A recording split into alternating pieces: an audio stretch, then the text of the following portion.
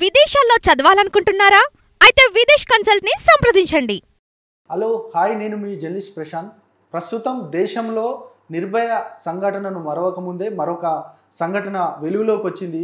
ఇక కోల్కతాకు సంబంధించిన junior doctor హత్య ఉదంతం. ఈ హత్యకు సంబంధించి సామూహికంగా ఇక ఆమెని అత్యాచారం చేసి హత్య చేశారంటూ కూడా ఇక నివేదికలు వెలువడుతూ ఉన్నాయి. దీనికి సంబంధించి ఆ ఘటన దేశవ్యాప్తంగా పెద్ద ఎత్తున ఆగ్రహ జ్వాలలు పెళ్లిబిక్తా ఉన్న నేపథ్యంలో ఇక ఆ ఘటన పైన మనతో మాట్లాడడానికి బీజేపీ నాయకురాలు ఇక మనతో పాటు సిద్ధంగా ఉన్నారు, బంగారు శృతి గారు. ఇక అన్ని విషయాలు అడుగుదాం. ఇక ఆ విషయంతో పాటు ఇక దేశవ్యాప్తంగా బీజేపీ రాజకీయ పరిణామాలు, అదేవిధంగా భవిష్యత్ కార్యాచరణ, అన్ని విషయాలు అడిగి చిన్న ప్రయత్నం చేద్దాం. నమస్తే మేడం. నమస్కారం అండి. మేడం, దేశంలో మాత్రం ఒక సంఘటన మాత్రం అట్టుడుకుతూ ఉంది. ప్రజలందరూ కూడా రోడ్ల మీదకి వచ్చి ఆందోళనలు చేస్తూ ఉన్నారు. కోల్కతా ఏదైతే జూనియర్ డాక్టర్ ఉందో ఆమె పైన అత్యాచారం చేశారు, తర్వాత హత్య చేశారు అనేది. దీనికి సంబంధించి, ఈ ఘటనకు సంబంధించి ఒక మహిళా నాయకురాలుగా మీరు ఏం చెప్తారు అసలు? ఆ సంఘటన అనేది తలుచుకుంటేనే అందరు మహిళలకి ఒక వణుకు పుడుతుంది. ఇన్ని సంవత్సరాలు, అంటే 75 సంవత్సరాలు స్వాతంత్రం వచ్చిన తర్వాత ఒక మహిళకి స్వేచ్ఛ లేదు, ఫ్రీడమ్ లేదు, ఫ్రీడమ్గా తనకి సొంతంగా తిరగడానికి లేదు, తన సొంతంగా బట్టలు వేసుకోవడానికి లేదు, తన సొంతంగా ఆలోచించడానికి లేదు అనేది దురదృష్టం. అంటే ప్రతి రంగంలో మహిళలు ఉండాలి, ప్రతి రంగంలో మహిళలు ముందుకెళ్ళాలి, ప్రతి రంగంలో మహిళలు ఇప్పుడు ఉన్నారు కూడా. ఉండిన తర్వాత కూడా ఈ రకంగా జరిగేది అది చాలా దురదృష్టం. ఎందుకంటే మహిళలు ఎంత ఆత్మవిశ్వాసంతో, ఎంత నిజంగా వాళ్ళకి ప్రోత్సహిస్తే, వాళ్ళ అమ్మా నాన్న ప్రోత్సహిస్తే, వాళ్ళ ఫ్రెండ్స్ రిలేటివ్స్ అందరు ప్రోత్సహిస్తే అంత పైకి ఎదుగుతారు. కానీ ఇంకా జెంట్స్ మెంటాలిటీ ఇంకా మారడం లేదు. అంటే మగవాళ్ళ మెంటాలిటీ ఇంకా ఎందుకు మారట్లేదు? ఆ మెంటాలిటీ మార్చినప్పుడే ప్రతి ఒక్కరికి కూడా స్వేచ్ఛ అనేది, ప్రతి ఒక్కరికి కూడా ఫ్రీడమ్ అనేది వస్తుంది. నేను అందరు మెన్న అనట్లేదు, కానీ కొంతమంది కావాలని ఇన్ఫ్లుయెన్స్ అట్లా చేసుకొని అలా ఆ రకంగా చేస్తున్నారు. ఇది ఎక్కడి నుండి ఇన్ఫ్లుయెన్స్ అవుతుంది అనేదే చాలా ముఖ్యమైనది. ఎందుకంటే either internet it is for good అనేది ఇంటర్నెట్ అందుకే ఎంకరేజ్ చేస్తున్నాం, కానీ అది తప్పుగా వెళ్తుందా లేదా కొన్ని సంఘాలు దాన్ని తప్పుగా తీసుకెళ్తున్నాయా అనే విషయం మీద ఎప్పుడు కూడా చర్చనే ఉంటుంది. కానీ ఒక్కసారి మన యువత మెంటాలిటీ చేంజ్ కాకపోతే అది చాలా కష్టం. ఆ అమ్మాయికి జరిగింది అంటే అంత చదువుకొని పేరెంట్స్ అంత స్థితిలో ఉండే ఆ అమ్మాయిని చదివించి డాక్టర్ని చేసిన తర్వాత ఆ అమ్మాయి స్వేచ్ఛగా ఆ అమ్మాయి ఉండుంటే ఒక 100 మంది రోజు కాపాడేది డాక్టర్ కింద. కానీ ఒక డాక్టర్కే అంటే 100 మంది పేషెంట్ల దగ్గర ఆమె ఏం చేయలేకపోతుంది. సో ఇది చాలా దురదృష్టం. ఆ అమ్మాయికి జరిగింది. అందరు మహిళా లోకం చాలా ఇదవుతున్నాం, కానీ అలా జరగకూడదు. కానీ అక్కడ గవర్నమెంట్ మమతా బెనర్జీ ఆమె ఒక మహిళనే, కానీ ఆమె గవర్నమెంట్లో జరిగింది. ఆమె ఎవరిని కాపాడాలని, ఆమె అరెస్ట్ చేయాలని అడుగుతుంది. అసలు ఏమిటిది? అంటే ఆమె ఇవన్నీ చేస్తోంది, వాళ్ళ పార్టీ వాళ్ళు ఎవరైనా ఇన్వాల్వ్మెంట్ ఉన్నారా దీంట్లో? వాళ్ళ పార్టీ వాళ్ళ ఇన్వాల్వ్మెంట్ పిల్లలు ఏమైనా ఉన్నారా? ఇవన్నీ పిచ్చితనము. ఒక మహిళలాగా ఇమీడియట్ యాక్షన్ తీసుకోండి, ఇమీడియట్గా అరెస్ట్ చేయాలని చెప్పబోయి ఆమె రోడ్లకు వచ్చి దాన్ని ఆమె గవర్నమెంట్, ఆమె పోలీసు వాళ్ళు, ఆమె ఇది ఉన్నది అక్కడ ఉన్నది. అంటే ఈ రకంగా ఒకవేళ కనుక జరిగితే ఇంకా ఏ రాష్ట్రంలో మేము మహిళల గురించి సురక్షితంగా మీట్ చేయాలి? ఇంకా అక్కడ బీజేపీ పెద్ద ఎత్తున ఫైట్ చేస్తూ ఉంది. ఇక ఏదైతే మమతా బెనర్జీ రాజీనామా చేయాలనేది కూడా ప్రధానంగా డిమాండ్ కూడా చేస్తూ ఉన్నారు. నిజంగా మేము పారదర్శకంగా ఆ కేసులో పోలీసులైనా మిగతా ప్రభుత్వమైనా పారదర్శకంగా ముందుకెళ్తున్నామని మమతా బెనర్జీ చెబుతున్నప్పటికీ కూడా అక్కడ అనవసరంగా రాద్ధాంతం చేస్తున్నారనేది కూడా అక్కడ ఉన్న ప్రభుత్వం చెప్తున్న పరిస్థితి. నిజంగా అట్లే జరుగుతుంది? అసలు మీ లా అండ్ ఆర్డర్, నేను మమతా బెనర్జీ గారు అడుగుతున్నాను, మీ లా అండ్ ఆర్డర్ సరిగ్గా ఉండుంటే ఈ మహిళకి ఇలా జరిగి ఉండేది కాదు. రాద్ధాంతం చేస్తున్నాం ఎందుకు? ఎందుకంటే నీ లా అండ్ ఆర్డర్ సరిగ్గా లేదనే.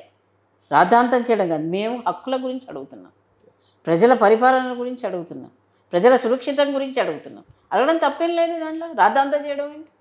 ఆమె రోడ్ల మీదకి ఎందుకు వచ్చింది మరి? చేయడానికి అరెస్ట్ చేయండి. రోడ్ల మీదకి ఆమె ఎందుకు వచ్చింది? ఫస్ట్ ఆఫ్ ఆల్ ఆమె గవర్నమెంట్లో జరిగినప్పుడు ఆమె రోడ్డు మీద రావాల్సిన అవసరం ఏముంది? ఆమె రోడ్డు మీదకి రావచ్చు, మేము అడిగితే మాత్రం తప్ప. మేము జనాల పార్టీ, మేము బడుగు బలహీన వర్గాల పార్టీ, మేము అడుగుతాం. ఇలా జరుగుతోంది, మాకు రాష్ట్రం సురక్షితంగా ఉండాలి, మా మహిళలు సురక్షితంగా ఉండాలి, మా అక్క చెల్లెలు సురక్షితంగా ఉండాలి అడగడానికి ఆమె రాద్ధాంతం. ఆమె పొలిటికలైజ్ చేస్తుంది. భారతీయ జనతా పార్టీ దీన్ని పొలిటికలైజ్ చేయట్లేదు, but she is taking into politicize. ఆమెకు తెలుసు అది ఎవరు చేశారో ఏంటి అనేది, ఆమె దాస్తోందా మరి ఏంటో అనేది తెలియట్లేదు. లేదా she is incapable of running an state. ఒక లా అండ్ ఆర్డర్ని ఆమె కంట్రోల్ చేయలేకపోయిందంటే her incapability of running the state. భయపట్టించి ఎదుటి వాడిని ఏదైనా చేయవచ్చు అనే మెంటాలిటీ ఇప్పుడు లేదండి, ఎక్కడ కూడా లేదు. ఆమె ఇంకా నేను ఎక్కడో ఉన్నాను, నేను ఇంకా రాజుల కాలం ఉన్నాను, నేను బ్రిటిషర్ల కాలం ఉన్నాను అంటే అది కుదరదు కదా.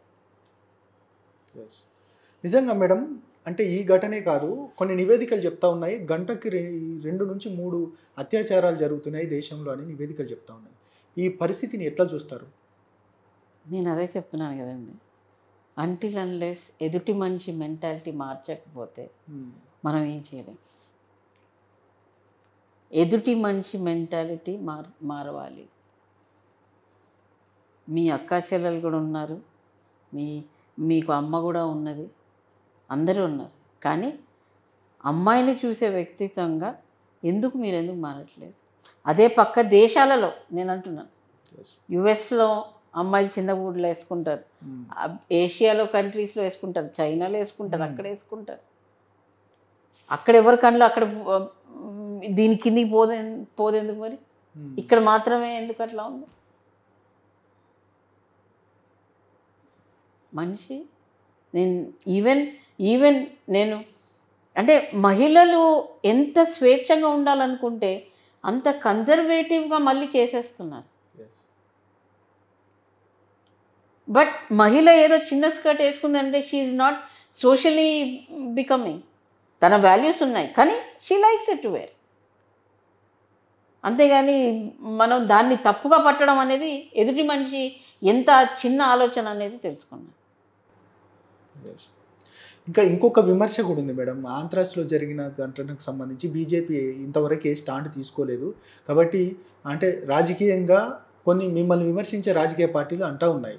ఈ విషయాన్ని మాత్రం తెర మీదకి తీసుకొచ్చింది. ఇది జరగడం దురదృష్టకరమే అయినప్పటికీ కూడా అట్లాంటి సంఘటనలు జరగకుండా చూసుకోవాల్సిన బాధ్యత కూడా బీజేపీ పైన ఉంది కదా, సెంట్రల్ పైన అనేది కూడా. మేము లాస్ ఎన్నో చేంజ్ చేసాం కానీ మేము దేశంలో లాస్ని చేయగలుగుతాం, ఎందుకంటే నేషనల్లో పార్టీ మాది ఉంది, భారతీయ జనతా పార్టీ సెంట్రల్ గవర్నమెంట్లో ఉంది. కానీ స్టేట్లోకి వచ్చేవరకు ఆ స్టేట్ సురక్షితం, ఆ స్టేట్ చూసుకునేది స్టేట్ పోలీస్ అంత కంట్రోల్ సెంట్రల్తో ఉండదు కదండి, స్టేట్తోనే ఉంటుంది.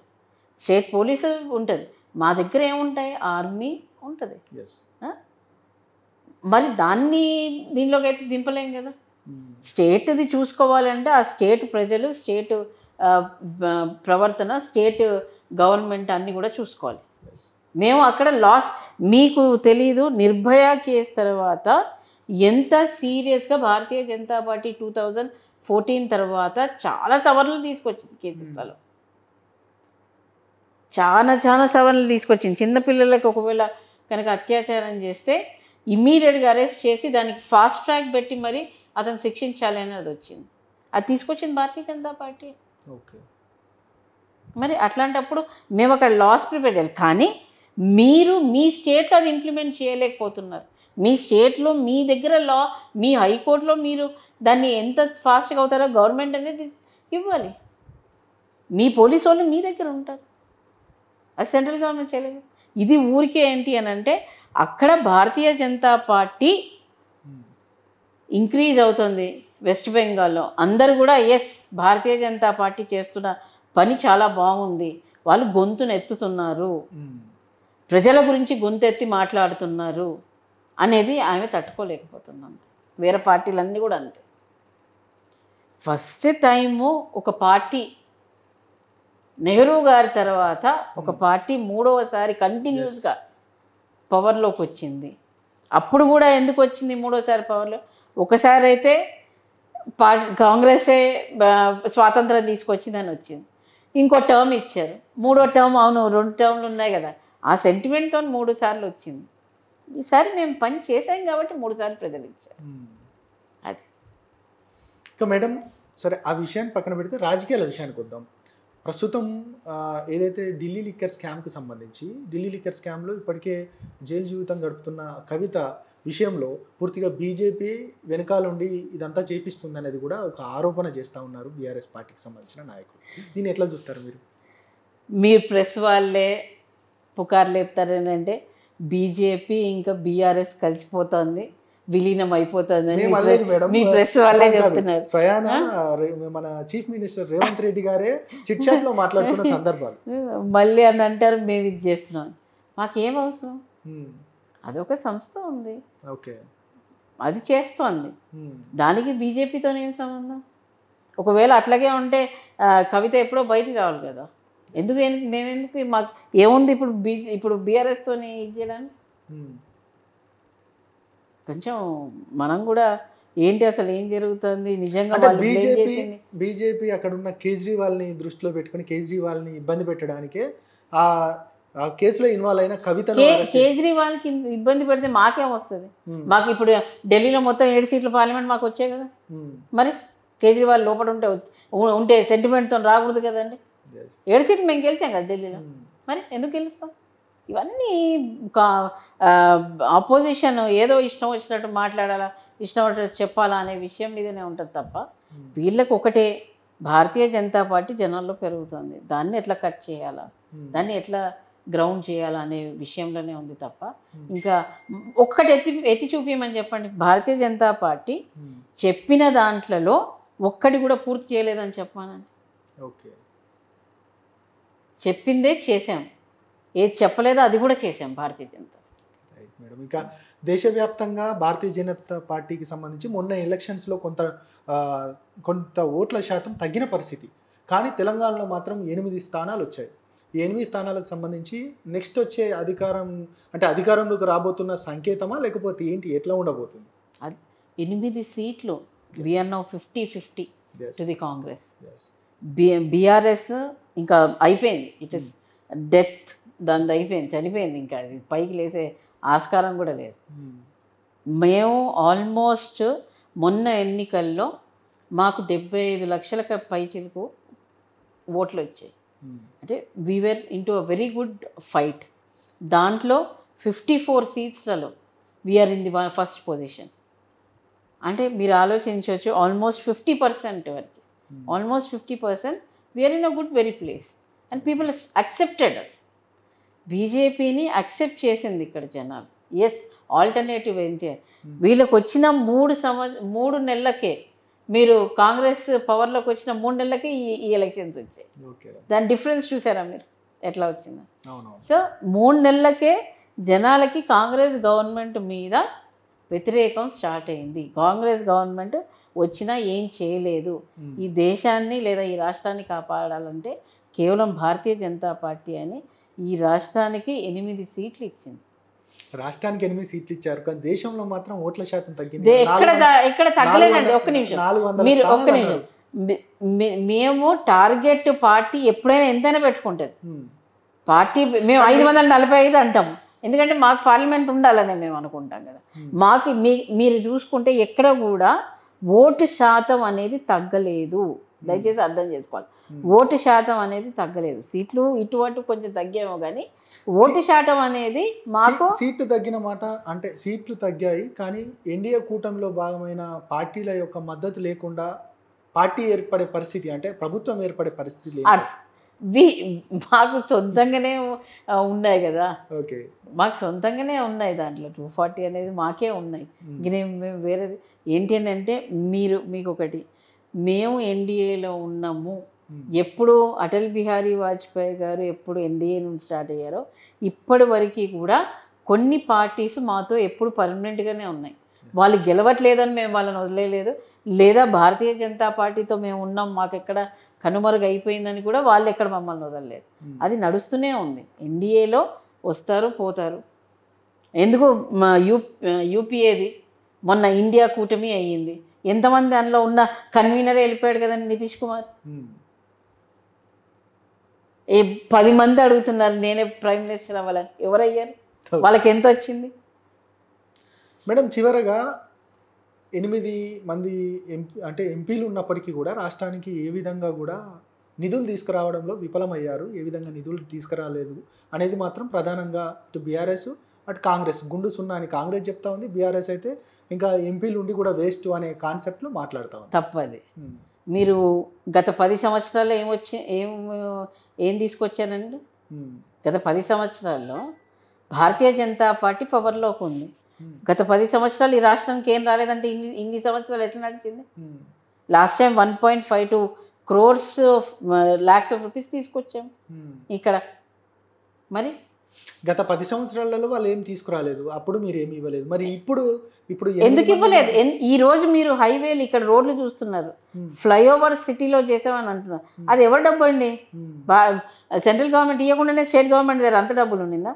మరి ఎందుకు ఈ రాష్ట్రము ఎక్కువ రాష్ట్రాన్ని అప్పుల రాష్ట్రం ఎందుకయింది? మరి ఓకే ఎందుకయింది చెప్పండి. ఈరోజు హైవేలు చూస్తున్నారా మీరు? ఒక్కొక్క హైవే సిటీలోనే, ఎందుకు బయట ఎందుకు, సిటీలోనే చెప్తున్నాను. సిటీలో మనకి ఎన్ని ఫ్లైఓవర్స్ వచ్చాయి? ప్రతి ఒక్క దగ్గర కూడా ఫ్లైఓవర్ వచ్చింది. అది ఎవరి వల్ల వచ్చింది? భారతీయ జనతా పార్టీ చేయలేదా? రైల్వే, అన్ని రైల్వేస్ ఇక్కడ నుండి వస్తున్నాయి. సహజంగా వెళ్ళడానికి ఎన్ని రైల్వేస్ ఇంట్రడ్యూస్ చేసాం, అది భారతీయ జనతా పార్టీ చేయలేదా? ఇక్కడ స్కూల్స్, సైనిక్ స్కూల్ వస్తే ప్రీవియస్ గవర్నమెంట్ ఇది తీసుకోలేకపోయింది. గిరిజనులకు యూనివర్సిటీ ఇచ్చింది. ఎప్పుడో మూతపడిపోయిన పెద్దపల్లిలో ఫ్యాక్టరీని స్టార్ట్ చేసింది, ఫెర్టిలైజర్ ఫ్యాక్టరీని స్టార్ట్ చేసింది. అంటే ఇవన్నీ కూడా భారతీయ జనతా పార్టీ లేకుండానే ఈ రాష్ట్రానికి అయినాయా? వాళ్ళు ఏంటి అని అంటే ఏదో చెప్పాలని చెప్తున్నారు. మరి ఇక్కడ నుండి మినిస్టర్స్ అక్కడ వెళ్ళి నరేంద్ర మోదీ గారి కాళ్ళు మొక్కి బయటకు వచ్చిన తర్వాత మేము అడిగాము వాళ్ళు ఇచ్చారు అని అంటే, నువ్వు కాళ్ళు మొక్కావనే కదా, అది మా ఎంపీస్ ఉన్నారనే ధైర్యంతోనే కదా మేము ఇస్తాం.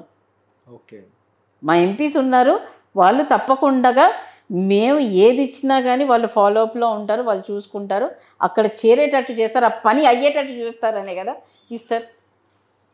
అది రైట్ మేడం. ఇక భవిష్యత్ కార్యాచరణ ఎట్లా ఉండబోతుంది? ఇక పార్టీలో మీ పరిస్థితి అంటే పార్టీ కార్యాచరణ అంటే మీరు ఎట్లాంటి మూమెంట్ తీసుకోబోతున్నారు? పార్టీ తప్పకుండా మేము ఈ స్టేట్ గవర్నమెంట్ మీద ప్రతి విషయం మీద కూడా మేము కొట్లాడతాము.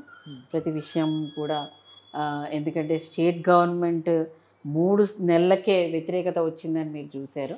మాకు 8 సీట్లు ఈ రాష్ట్రం ఇచ్చింది కాబట్టి తప్పకుండా గవర్నమెంట్ చెప్పిన వాగ్దానాలు ఏది కూడా పూర్తి చేయదు. ప్రీవియస్ గవర్నమెంట్ బీఆర్ఎస్ గవర్నమెంట్ అట్లాగే చేసింది, ఈ గవర్నమెంట్ కాంగ్రెస్ గవర్నమెంట్ కూడా ఏ వాగ్దానాలు పూర్తి చేయదు. మేము ఈ గవర్నమెంట్ మీద పోరాడుతూనే ఉంటాము.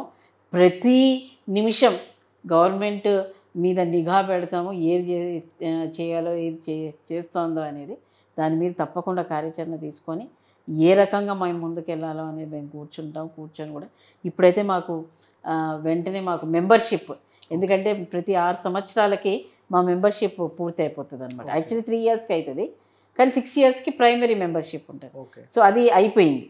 సో ఇప్పుడు ఈ 1 మంత్ మొత్తం కూడా మేము ఆ ప్రైమరీ మెంబర్షిప్లో ఉంటాం కాబట్టి ప్రతి ఒక్కరు కూడా భారతీయ జనతా పార్టీకి అవ్వాలి. సో దాని మీద ఫస్ట్ ఈ నెల రోజులు మొత్తం ఆ మెంబర్షిప్ దీంట్లో ఉంటాం అన్నమాట. Right madam, thank you Prasad. ఇది మొత్తానికి బంగారు శృతి గారు చెప్తా ఉన్నారు. మహిళల మీద అత్యాచారాలు చేయడం అని అంటే ఖచ్చితంగా మనుషుల యొక్క మెంటాలిటీ మారాలి, పురుషుల యొక్క ఆ మానసిక స్థితి మారాలి, ఖచ్చితంగా అప్పుడే మహిళలను సాటి మనుషులుగా చూస్తారు అనేది కూడా బంగారు శృతి చెప్తా ఉన్నారు. మొత్తానికైతే ఇక భారతీయ జనతా పార్టీకి సంబంధించి నిరంతరము రాష్ట్ర ప్రభుత్వం పైన ఫైట్ చేస్తుంది. అదేవిధంగా మా ఎంపీలు 8 మంది ఉన్నప్పటికీ ఇక్కడ ఈ రాష్ట్రానికి సంబంధించిన ఎక్కువ నిధులు మేము గత 10 సంవత్సరాల కంటే ఇప్పుడే ఎక్కువ తీసుకొచ్చామని కూడా బంగారు శృతి చెప్తా ఉన్నారు. ఇది ఈరోజు ఇంటర్వ్యూ. మరొక ఇంటర్వ్యూతో మళ్ళీ కలుద్దాం. నేను మీ ప్రశాంత్.